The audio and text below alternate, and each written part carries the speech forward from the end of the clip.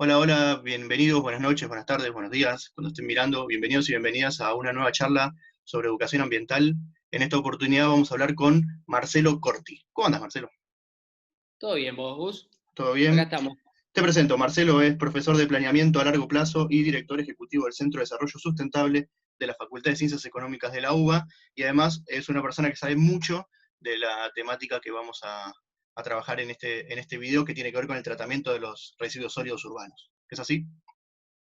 Así dicen, así dicen. En realidad es haber acumulado un poco de experiencia, como les digo a los chicos, a los jóvenes. Les digo, ustedes, lo único que soy es un viejo con experiencia, nada más. Así que, nada. Y después, gustoso y te agradezco mucho la invitación para charlar, para compartir la perspectiva, porque definitivamente si hay algo que creo que estamos construyendo es, a diferencia de lo que se decía antes y como se definían antes a las ciencias, que vos tenías la ciencia dura o Ujú. las ciencias blandas, creo que esta es una ciencia viva. Y la Qué ciencia bueno. viva hace que la construyamos todos los días todos, y en esto, como hemos compartido en algún momento, me parece muy importante entender que somos todos partes de este proceso y va a suceder de una forma colaborativa o no será. Me parece que ese Exactamente. es el gran desafío que tenemos por delante. O es Así así o no que es. gracias. Yo, Gracias. yo te agradezco mucho a vos que te tomes este tiempo, sé que estás súper ocupado y trabajando, y te valoro un montón tu generosidad sin conocerme, porque no nos conocemos, de poder tener esta charla. La primera pregunta te la voy a hacer bien en clave pedagógica. Dale. Los chicos de la Ciudad de Buenos Aires, que son tus alumnos cuando trabajas allá, o mis alumnos y mis alumnas acá en La Plata, sacan la basura a las 8 de la noche y sucede como una especie de realismo mágico. Mañana se van a la escuela y esa basura no está más ahí, y no se sabe qué pasó. ¿Qué pasa, Marcelo, con esa basura cuando uno, esa bolsa de residuos o de basura, ahora vamos a discutir el concepto, la dejamos o en el edificio o en el cosito de la basura en la vereda, y cuando mañana nos levantamos no está más? En algún momento pasó alguien que se la llevó y no sabemos más qué Mira, pasó yo con eso. pensé que cuando era más chico pensé que era un ovni que la levantaba o una varita mágica que alguien pasaba haciendo unos pases, unos trucos de Uh -huh. magia. Pero no. Después empecé a investigar un poco, me tocó asumir algunas funciones y me di cuenta que no, que hay un proceso bastante complejo, de lo más complejo, y que hay, por ejemplo, la mayor red de rodados funcionando durante la noche para que al otro día, cuando nos levantamos, esa basura no esté donde la dejamos, ¿no? En la ciudad de Buenos Aires, particularmente, hay hace algunos años contenedores de 3.000 litros que se usan para disponer los residuos. Y bueno, y todas las noches quiero decir, el servicio se establece en general entre el porcentaje grande de recolección se hace entre las 9 de la noche y las 6 7 de la mañana. Después hay servicios complementarios, adicionales, etcétera, pero el fuerte se hace en ese horario.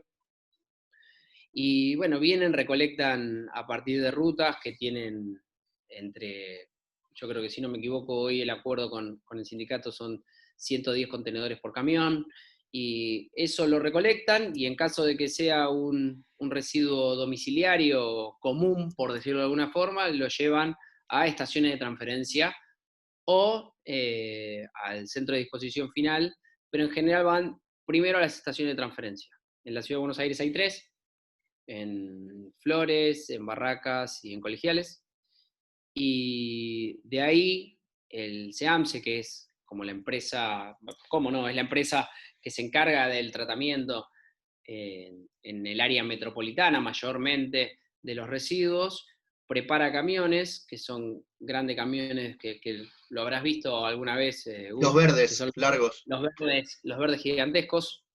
Esos son los que hacen la transferencia hacia, en nuestro caso, el relleno Norte 3, que se encuentra en Camino del Buen Aire. Ahí Acá en van, La Plata es el de Ensenada. el de ustedes es el de Ensenada, exactamente, que lo he ido a recorrer también. Y ahí entran, bueno, y disponen tal como ¿Cuál es los la operadores. justificación logística, Marce, de que por qué no van los camiones directo al SEAMSE y hacen ese paso intermedio por la estación de transferencia? Porque cuando uno va analizando un poco todo lo que es la gestión de residuos, el costo mayor asociado es la logística. Entonces, el hecho de que se haga una transferencia tiene que ver con dos cosas particularmente. Como vos ves, los camiones de transferencia, los verdes, son más grandes que un camión, antes cola de pato, hoy un camión de recolección domiciliaria.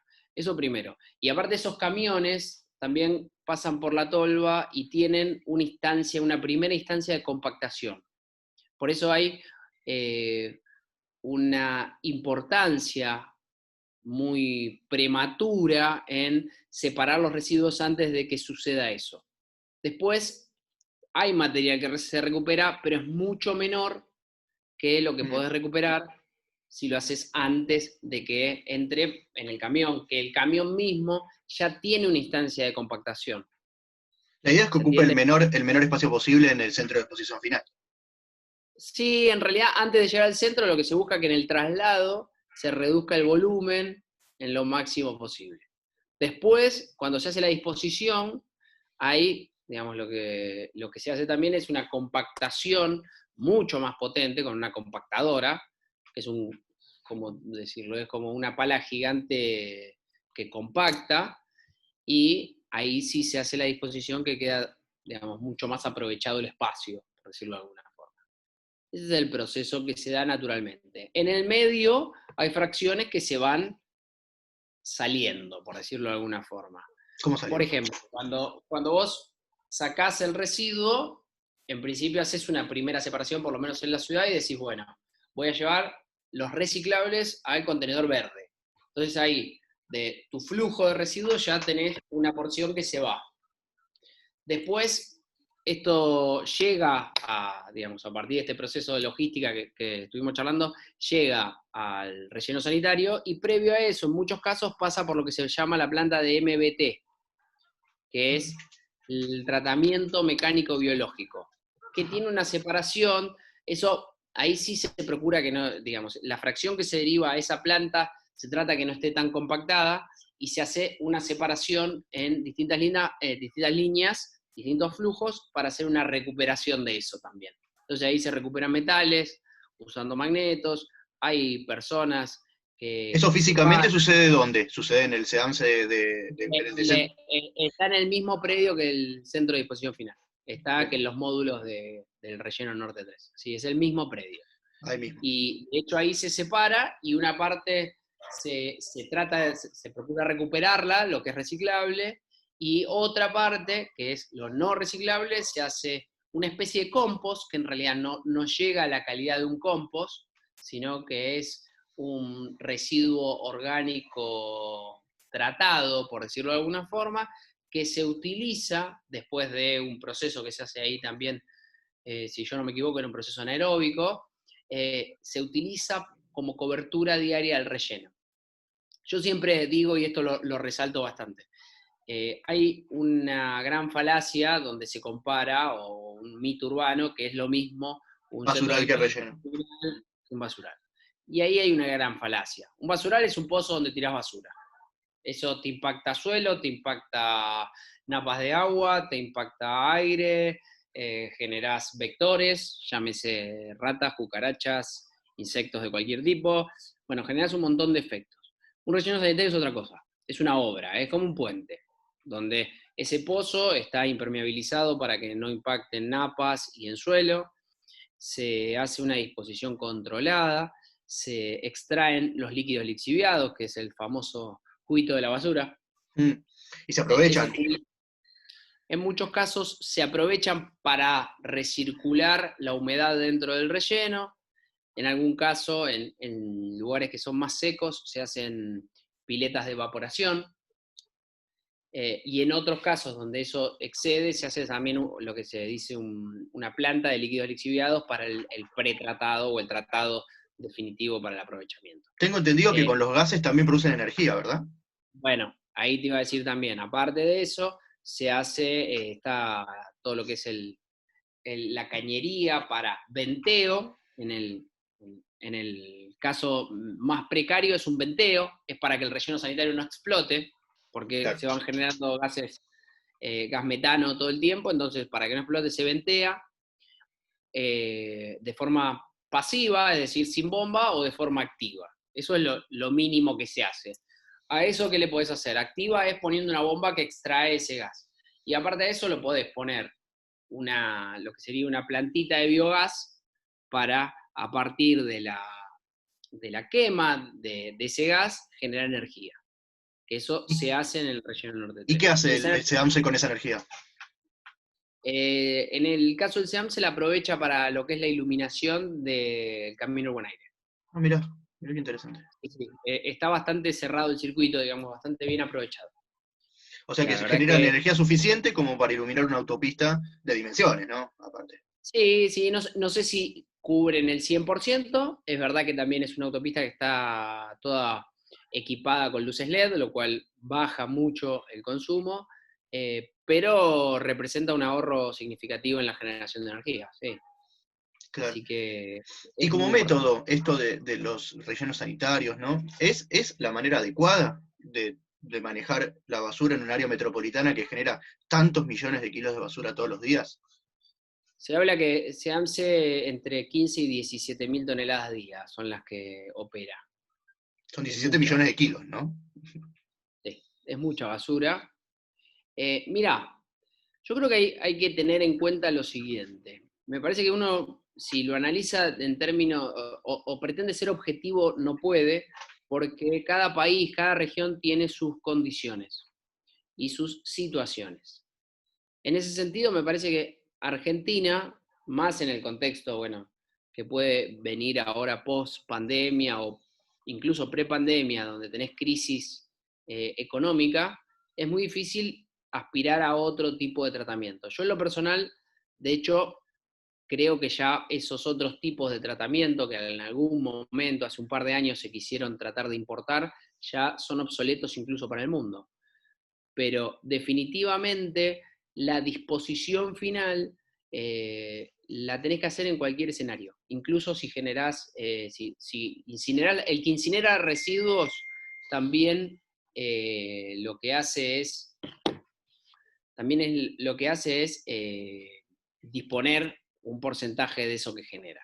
Hubo toda una discusión en la Ciudad de Buenos Aires respecto de la quema de residuos, ¿no? Y en general hay una gran discusión y en ese sentido me parece que es bastante importante dar esa discusión, pero para todos los que vayan a escuchar esto, quédense tranquilos que no nos dan los recursos para aspirar a ningún otro sistema, por suerte. Yo estoy a favor de que la disposición final siga sosteniéndose en los términos que está, aunque quiero hacer una gran aclaración, porque esto es clave, ¿Verdad? la clave es, bueno, ¿cuánto mando? ¿Y qué es lo que mando? Si yo incinero, lo que genero es una competencia directa con aquel que hace bien los deberes y separa, o en el caso de los recuperadores urbanos, una competencia completamente desleal. ¿Por qué? Porque el reciclador urbano vive en general vive de el papel y el cartón, el PET y eventualmente de algún metal. Te estás Pero refiriendo a los cartoneros, ¿verdad? A los que comúnmente les llamamos cartoneros. si estoy defendiendo, No, si te estás refiriendo, cuando decís recicladores urbanos, me estoy refiriendo y ponderando el trabajo que ellos hacen. En la Ciudad de Buenos Aires son el principal agente ambiental que tenemos. Es decir, hacen en posta. muchos casos, sí, y hacen el trabajo que en muchos casos nosotros o mucha parte de la población no realiza y reinsertan el material recuperado en procesos productivos. Por lo ¿Qué cual, hacen con el cartón que levantan de la basura? Que separan de la basura. y mirá, depende de la cooperativa, porque esto es una realidad, cada cooperativa tiene una característica y una lógica diferente.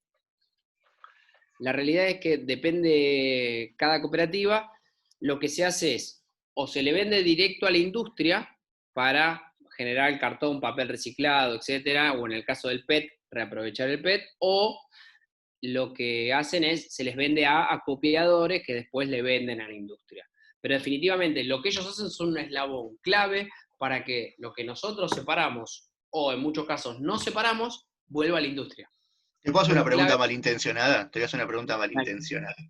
¿Son son las que más me gustan. remunerados? ¿Son remunerados adecuadamente según la tarea ambiental que realizan? No, claro que no. Claro que no. Digo, si vos haces una comparación, y a mí me gusta mucho compararlos con el servicio público de higiene urbana de basura, básicamente de residuos, la relación es, no llega ni a un David contra Goliat. es mucho menos que eso. ¿Entre quién y Es, quién? ¿Entre los entre cartoneros? las empresas recolectoras de residuos y los recicladores, que es, digamos, donde vos podrías comparar. No, yo creo que están bastante atrás y ahí hay una necesidad de, primero, un reconocimiento real por parte de la población, que creo que está sucediendo. Sí, coincido. Aparte, tiene que haber un reconocimiento importante respecto de todo el resto de los operadores de esa cadena, llámese gobierno de la ciudad, llámese industria, etcétera. Sí. Es un tema, A ¿no? ver, Porque da para una discusión aparte. podemos charlar todo el tiempo porque definitivamente creo que la mayor complejidad que tiene la gestión de residuos es el tratamiento vinculado con lo social, todo el arraigo social de, a ver, una generación de personas que trabajan para que el planeta en que vivimos todos esté un poco mejor, porque esto es así de sencillo, para que los recursos naturales se consuman un poco menos rápido, y todo eso impulsado por condiciones y crisis económicas. Digamos, yo no conozco, tengo mucha gente en el mundo de los recuperadores urbanos, de los cartoneros, que respeto y quiero mucho, y la realidad es que cuando vos entrás, como te digo, igual cada cooperativa es un mundo, una configuración, una historia, una dinámica distinta. Cuando vos entrás y conocés esas personas que hay atrás, vos claramente te das cuenta que ninguno llegó a eso por gusto, dijo, voy a ser un trabajador de la basura. Digo, no, no es por eso. En general, la mayoría llega arrastrado de la crisis del 2001 y después han evolucionado y se han perfeccionado y se han equipado, en muchos casos con ayuda del gobierno, pero yo creo que sigue estando subestimada su labor. Y en ese contexto, bueno, de Social y hecho, económicamente, ¿no? Decís eso. sí, re. A ver, los cartoneros nos hacen ahorrar plata todos los días a los vecinos. Todos los días. Porque la cantidad de kilos y toneladas de residuos que no van a disposición final, gracias a que ellos las reincorporan al circuito económico, se la ahorra el gobierno de la ciudad cuando le tiene que hacer el pago a SEAMSE por Claro, la la cantidad de disposición toneladas final. que volcaron. Es así. Sí, no lo había pensado de esa forma, pero es absolutamente así. Están sacando del circuito una X cantidad y aparte, asociado a eso, todos los gases de efecto invernadero que se evitan de tener que trasladar ese residuo entre la Ciudad de Buenos Aires y el SEAMSE, y el SEAMSE, quiero decir, el relleno sanitario Norte 3. Bueno, hay mucho de su aporte. Te quiero llevar de vuelta a los rellenos y a las cercanías de los rellenos. Esto que vos contás es un muy lindo relato, pero son sistemáticos los reclamos de los vecinos y las vecinas que viven cerca. Acá en Ensenada es histórico el reclamo, un relleno que tiene más de 40 años, eh, Ujú. de los vecinos que tienen sus reclamos por las condiciones ambientales en las que viven, viviendo cerca de un relleno. ¿Cómo es esa situación con estos vecinos y estos reclamos que son muy legítimos, además? Mirá, esto es real, si yo no me equivoco, Ensenada estuvo judicializado y tiene orden para cerrarse incluso, pero el tema es que no hay un nuevo predio donde derivar. Estaban haciendo Eh, uno nuevo, hasta donde tengo entendido, de la gestión anterior, de la gobernadora anterior, en el mismo predio. Estaban claro, iniciando un estaban nuevo. ampliando el módulo, claro. Exactamente. Mirá, hay una cosa que es real. A ninguno de nosotros nos gusta vivir cerca de nada que tenga que ver con los residuos. Nada, o sea, eh, de hecho, como vos lo decías al principio de la transmisión, uno se saca, cuando agarra y saca a la noche el residuo, o a la tarde, o a la hora que lo saque, siente que deja de ser de uno, ya es del problema, o sea, yo me saqué Bueno, el problema, lo tiré y es de otro. Eso es una cosa que nos pasa. Estamos muy disociados, nos disociamos muy rápido de ese residuo. Y es parte de lo que generamos. Entonces, claramente a nadie le gusta tener ni siquiera un relleno con todas las condiciones de resguardo que charlamos antes, que pudiera tener, porque incluso, a ver, se hace, como te digo, todos los días el relleno se cubre para que no haya olor, pero olor hay, en las cercanías tenés olor. Entonces, bueno, Argentina tiene que encontrar, digamos, entre todos, cada región tiene que encontrar un punto de equilibrio en ese sentido. Eh, La realidad es que en lo personal creo que es muy importante el rol de la nación como un ente facilitador. Si bien la problemática de los residuos es muy de índole municipal, porque son siempre los municipios quienes terminan resolviendo, los municipios con el grado de recursos que requiere un tratamiento en toda su dimensión bien gestionado de residuos, no tienen capacidad ni operativa, ni técnica, ni económica para afrontarlo. Cuesta mucha Entonces la guita. nación tiene que estar ahí. Mirá, para un municipio promedio de 50.000 habitantes, la disposición final se lleva entre el 15 y el 30% de su presupuesto. La disposición, la recolección, todo el proceso de gestión de residuos, 15 y 30%, y pensar que la mayoría de esos municipios lo tiran en un basural que no le sale nada, le sale cero. Claro, no tienen relleno Eh, como el área no es metropolitana. un relleno. Exactamente, de hecho, hay muchos que no pueden pagar, muchos de los municipios que disponen en SEAMSE no pueden pagar el costo que más o menos está en 20, $25 por tonelada. Claro. Esto por un lado. En la ciudad de Buenos Aires, históricamente ese costo fue entre el 5 y el 7% del presupuesto. Un Eso distrito que es recontra riquísimo en recaudación. Digo, es un montón de guita, el 5% es. hoy debe estar en términos anuales entre 50 y 60 mil millones de pesos por año. Claro, una fortuna. Y no es que de acá a fin de año se terminan actualizando los precios y termina alcanzando los 100 mil millones de pesos. Y es completamente, me sale una palabra que capaz digo una burrada, vos que sos el paro de la economía. Es medio inelástico, ¿no? Lo tenés que hacer sí o sí, con crisis económica, sin crisis económica, es un gasto que no lo podés reducir. La basura la tenés que tratar todos los días, y se produce basura todos los días. ¿Cómo bajás ese gasto en un contexto de crisis? Mira, te lo voy a responder, si se quiere, desde la administración, no desde la economía. Yo creo que hay que pensar eso en ciertos casos como un gasto, pero hay que tener un componente de inversión. La Ciudad de Buenos Aires, dentro de sus pliegos, en la anterior licitación y en esta, incorpora lo que es el plan de relaciones con la comunidad. ¿Qué es esto? Es el 3% de lo que facturan las empresas de residuos para destinar en campañas masivas y campañas directas de comunicación para concientizar. La ciudad viene gastando un promedio de 10 millones de dólares por año en este ítem. 10 palos verdes por año. 150, o sea, esto empieza en el 2005, 150 millones de dólares. Yo creo que se aprovechó y bastante mal en ese sentido, porque el impacto de esa inversión no fue buena, no cambiamos tanto nuestra mentalidad para haber invertido 150 millones de dólares. Claro. Definitivamente creo que tenemos que invertir en transformar nuestro sistema y nuestra mentalidad asociada. Esto no se resuelve mandándonos a hacer compost, ¿eh? No digo que esté mal, Te aplaudo, sí, sí, te aplaudo, coincido, te iba a decir eso. no Te iba a digo que decir esté eso. mal, lo digo es que esto requiere política pública, esto requiere transformación por parte de las empresas, esto requiere, y a nivel nacional es una gran deuda, una ley de garantía extendida del productor. Esto requiere una ley de envases. O sea, hay muchas inversiones por realizar. Esto requiere que los recuperadores urbanos estén trabajando no solo en el acopio o en el pre-tratamiento o clasificación de los residuos, sino en la generación de valor. Si Es que claro, yo creo, discúlpame que te interrumpa, el gran debate que tenemos, que es un debate pedagógico en las escuelas, y yo me enojo mucho cuando trabajo en formación docente y veo que la educación ambiental, y principalmente en la escuela primaria, pasa solo por el reciclaje y el mantener limpia el aula y no tirar el papelito, lo que siempre digo, la didáctica del papelito, y solo ahí. Y no parece en las aulas toda esta complejidad de la que vos estás hablando. Y en ese sentido, bueno, antes de empezar la entrevista hablábamos de Sergio Federovisky, ¿no?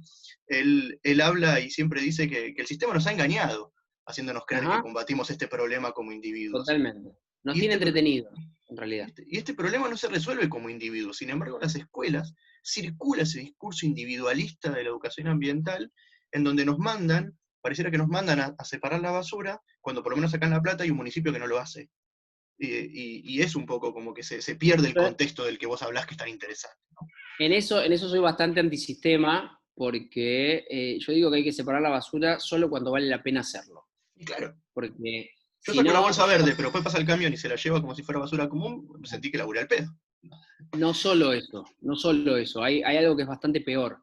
Es vos eras un aliado del sistema y te convertiste en un escéptico y enemigo del sistema.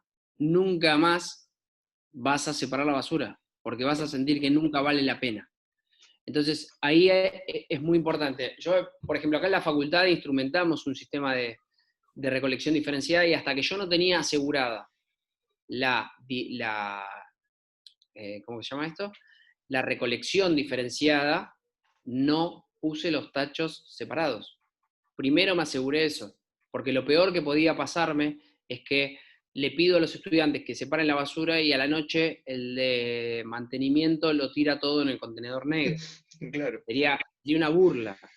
Entonces, ahí hay un desafío, y es un desafío de gestión.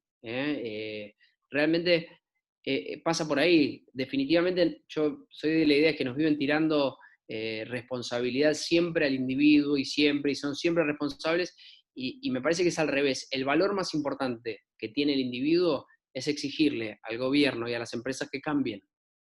Yo Excelente. siempre que hablo digo, nosotros somos superhéroes, tenemos dos superpoderes y en muchos casos no lo sabemos o no los aprovechamos. Uno es como ciudadanos al momento de elegir o interactuar con un gobierno, y otro como consumidores, que lo hacemos bastante más seguido que como ciudadanos, Ujú. y no nos damos cuenta del poder que tenemos al premiar o castigar una empresa a partir del consumo de un determinado bien o servicio. Entonces, ahí me parece que va el tema. Después, también soy bastante crítico en que nos la pasamos mandando a los chicos a que sean a educación ambiental, y en muchos casos necesitamos educación ambiental para los grandes. Y los Y en docentes la deberían formación ser, docente. y los docentes deberían ser los chicos, porque lo tienen mucho más incorporado que nosotros. En el chip ya Ujú. lo tienen. Absolutamente. Nosotros no. Nosotros no. Mirá, te cuento una anécdota que me parece que lo grafica todo. El año pasado fuimos, un fin de semana, con mi familia, fuimos a la costa.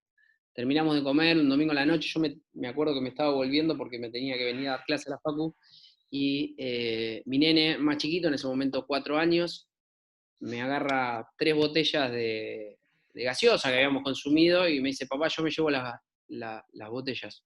No, le digo, Juli, dejate de hinchar, ¿para qué querés la botella? No, que sí, yo me la llevo, que yo me la llevo, que papá, que yo me la llevo. Y se puso 4 años. como 4 años, 4 años. Se puso intenso. Yo le digo, bueno, Juli, dale, dejate de hinchar, ¿para qué querés las botellas? Me dice, papá, yo me las voy a llevar para que no se enferme el planeta. Eso fue Entonces, la maestra. ¿qué le puedo enseñar a ese chico yo? Él lo tengo que aprender, no enseñar. Hay que cambiar ese eje. Yo hablo con los chicos de Jóvenes por el Clima y lo tienen 10 veces más incorporado que yo. Entonces, Claro. ¿desde dónde los adultos somos los expertos ambientales y los chicos los receptores de nuestro conocimiento? No nos olvidemos que llegamos a un lugar a partir de la mente que lo creó, y esa mente es la nuestra, no la de los pibes de 16, 17, 5, 4, 20 años. Yo siempre uso la frase de Einstein que dice que vos no podés resolver un problema con la misma mente que lo creaste. Mm. Y nosotros somos los responsables de crear este problema. Entonces, si seguimos haciendo lo mismo, no esperemos una solución diferente, no esperemos un resultado diferente. Y más Me parece, para cuando tantas veces se ofrecen soluciones tan simplistas a un problema tan complejo, ¿no? y bueno, eso es lo que viene a proponer la incineración de residuos. Es vos consumí, que yo después lo prendo fuego. Y es una locura. A ver, es lo que nos trajo hasta Está aquí. absurdo. Entonces, primero, a ver, yo tengo mucha deformación profesional en este sentido, y te digo, lo primero que tenemos que hacer es planificar hacia dónde, como país, como ciudad, Sí. como municipio. Como formas de habitar el planeta en el que vivimos, ¿no? Y después reformular en esa planificación y en la implementación, reformular las 4 matrices productivas, las 4 matrices fuertes, que no son pasar la vida haciendo compost, ni pasar la vida con la responsabilidad de hacerlo. A ver, yo creo que el ambientalismo en Argentina ha sido muy sectario. Le habla solo al ambientalista. Mm, No alcanza. Nosotros le tenemos que hablar a todos. Este es un claro. problema de todos. Si el 1% de la población que es afín al ambientalismo separa los residuos, esto no se resuelve ni un poquito. No, Entonces, no tiene impacto. acá hay una cuestión ética, acá hay una cuestión donde tenemos que involucrar a todos de formas distintas, porque obviamente los intereses que podemos tener nosotros, que somos afines al ambiente, no son los mismos de aquellos que no lo tienen. Entonces, esa incorporación tiene que ser a partir de la conveniencia para unos u otros. Mirá, yo en esto soy muy cruel y nada, pero me gusta serlo porque es muy gráfico y creo que en Argentina el aumento de tarifas de Macri hace unos años hizo más por el ambiente de lo que ha hecho el ambientalismo en toda su historia, porque hizo que fuéramos sustentables al momento de consumir energía. Porque te venían 5 lucas de luz. No importa por qué. ¿Fuiste Sí, sí, más sí, está claro. sustentable o no fuiste más Sí, sustentable? sí. Apagamos A mí las no me importa. luces. Ponías el aire en 24, salvo que hiciera mucho calor, el aire no lo prendía, salvo que hiciera mucho frío, te ponías, como decía Macri, te ponías el pullover. Digo, es terrible, pero es una Sí, realidad. sí. Entonces, se encontró una motivación para hacer las cosas diferentes, porque digamos, ni siquiera fue hasta llegar a una externalidad, ni siquiera es que cuando se procuró el aumento, alguien pensó en el ambiente, no era ese el No, momento. ojalá. Sí, claro. Bueno, entonces, ahí es como hay un desafío donde decir, muchachos, esto no funciona. Si seguimos haciendo ambientalismo y educación ambiental como la venimos haciendo, no esperemos que sea algo diferente de lo que viene sucediendo. De todas formas, en esto hay que resaltar algo. Hay un suceso que es real y es que los chicos recibieron los suficientes estímulos para estar convencidos y comprometidos con esta problemática, con esta situación. Eso es innegable. Claro. Bueno, Mucho más que ahora, nosotros. Mucho más que nosotros. olvídate, ahora aprovechemos eso. Yo creo que, mirá, en eso me parece muy importante destacar que los científicos, por ejemplo, cambio climático, los científicos hicieron muy bien su laburo. Nos dijeron, muchachos, tenemos X cantidad de tiempo, estos son los sucesos que están pasando, estas son las cosas que hay que hacer y estas son las transformaciones que tenemos que lograr. Hicieron su laburo. Los pibes vinieron y levantaron esas banderas, es decir, manifestaron una posición respaldado por evidencia científica, no es, no, bueno, tengo ganas, es negro porque me gusta el negro, o es azul, o es violeta por un gusto, no, no, esto es así porque los científicos dicen A, B, C, D y E, perfecto. Ahora todos los demás, y entre ellos, yo soy muy crítico de las ciencias económicas, que no han podido demostrar muchos efectos de la contaminación y por qué conviene ser sustentable, porque yo estoy convencido que ser sustentable es un buen negocio, tenemos que avanzar y recuperar ese terreno perdido. Porque definitivamente no nos olvidemos que el que contamina, el que produce un bien y al producir ese bien contamina, lo que hace es apropiarse de la ganancia y socializar la pérdida. Claro.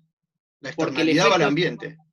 exactamente, y el ambiente somos todos, porque el efecto de esa externalidad va, si este pibe que produce un bien y lo tira y tira el desecho en el riachuelo, tiene el habitante que está cerquita del riachuelo que padece ese suceso, es decir, tiene que vivir contaminado. El gobierno de la ciudad, el gobierno de la provincia, municipio, que tiene que prestar un servicio de salud De por los saneamiento. efectos que se genera. El gobierno nacional, en el caso del riachuelo, ¿no? A través de Acumar, que tiene que procurar el saneamiento de ese curso de agua. Mirá todo lo que perdimos, porque alguien Es mucho más no, caro. porque alguien socializó esa contaminación, hizo que esa contaminación que era de él, la hizo de todos. Entonces, ¿no es más fácil ser sustentable? ¿Sabes la Coincido. cantidad de guita que nos ahorraríamos siendo sustentable? Me Muchísimo. quedo con esa pregunta, Marce. No, no te quiero molestar más, te agradezco enormemente tu claridad. Está buenísimo todo lo que decís. Me quedo con esa última afirmación de que conviene, de que ser sustentable es un buen negocio. Y lo último que quiero decirte es que muestres el mural ese hermoso que tenés ahí atrás, que yo te vi en varios vivos y no lo mostraste, que muestres y cuentes quién es el artista, que es espectacular eso que pintaste en la oficina de la facultad. Mira, esto tiene una historia muy linda. Cuando yo llegué a la oficina y nos decidimos con las autoridades de la facultad darle impulso al Centro de Desarrollo Sustentable, llegué y había que te lo debería mostrar, está en la parte de atrás de la oficina. ¿Viste los carretes de cable de alta tensión? Mm, sí, Bueno, sí. es un escritorio. Uno de nuestros escritorios es un carrete de alta tensión de los de madera. Y ahí fue que surgió la idea de decir, che, hagamos una oficina sustentable. Si vamos a hablar de sustentabilidad, hagamos lo más sustentable que podamos.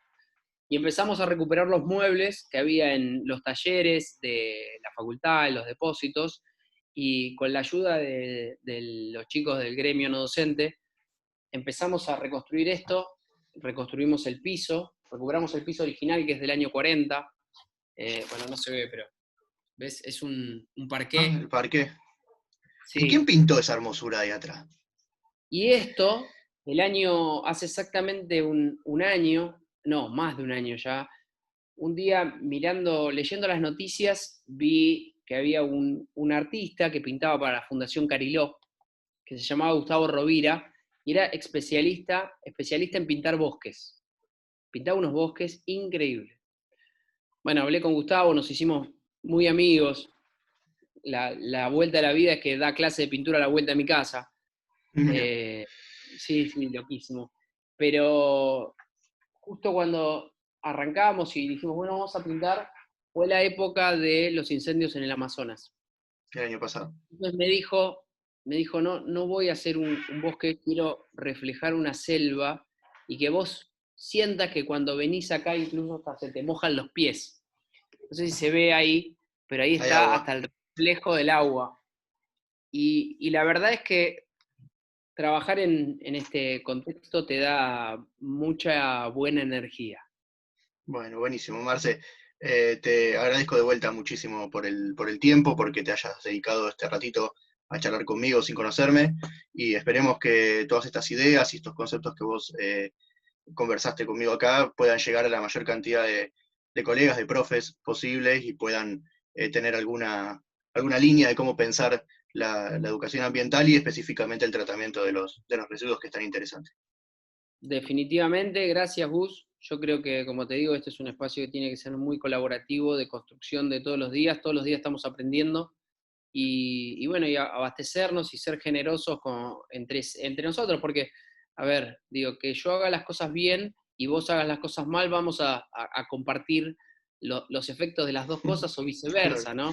Digo, no exacto. podemos hacer un muro y decir, si vos contaminás y yo no, yo voy a fumar un aire sano y vos un aire contaminado. Esto no es así. Entonces, lo mejor que nos puede pasar es que trabajemos todos juntos en esta especie de evangelización que nos toca por la época y construir con una mira de largo plazo. Me parece que ese es el mejor negocio para la humanidad. Genial. Bueno, Marce, te agradezco un Gracias. montonazo por el tiempo. ¿Eh? Y ahí estamos en contacto. Nos vemos.